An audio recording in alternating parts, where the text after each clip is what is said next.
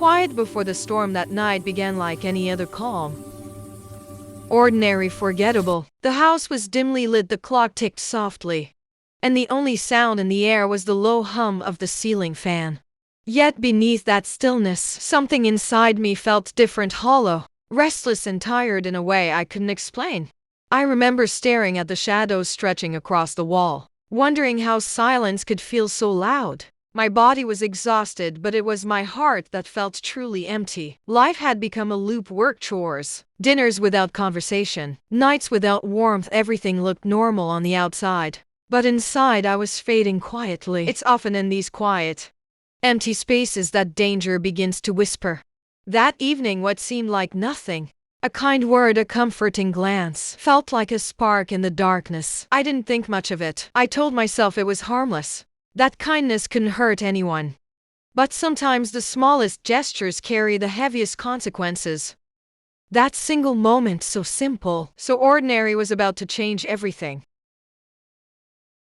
When kindness crossed the line, days turned into nights, and that moment kept replaying in my mind over and over again.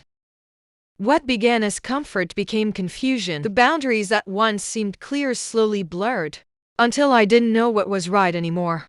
It started with conversations that lingered too long, with glances that carried meaning unspoken but deeply felt.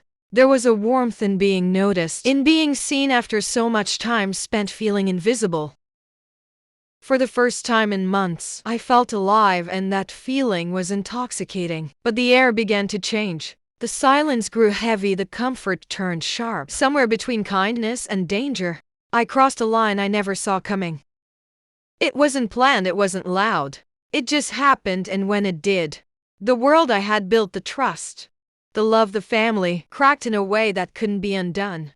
Betrayal doesn't always arrive like thunder.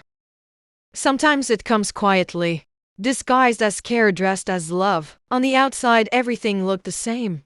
Meals were cooked, smiles were shared, laughter echoed faintly through the rooms. But beneath it all, something was dying slowly, silently. The weight of silence in the days that followed. I carried that secret like a stone in my chest. It changed the way I moved, the way I spoke, the way I looked at the people around me. Every smile felt forced, every word felt false. I was living two lives, one that everyone could see and one that only I knew existed. The silence was heavy, it grew louder with every passing day, echoing in my thoughts, haunting my dreams. I began to question everything. Not just others, but myself. My choices, my instincts, my worth. That's the cruelest part of betrayal. It doesn't just break your trust in others, it shatters your trust in yourself.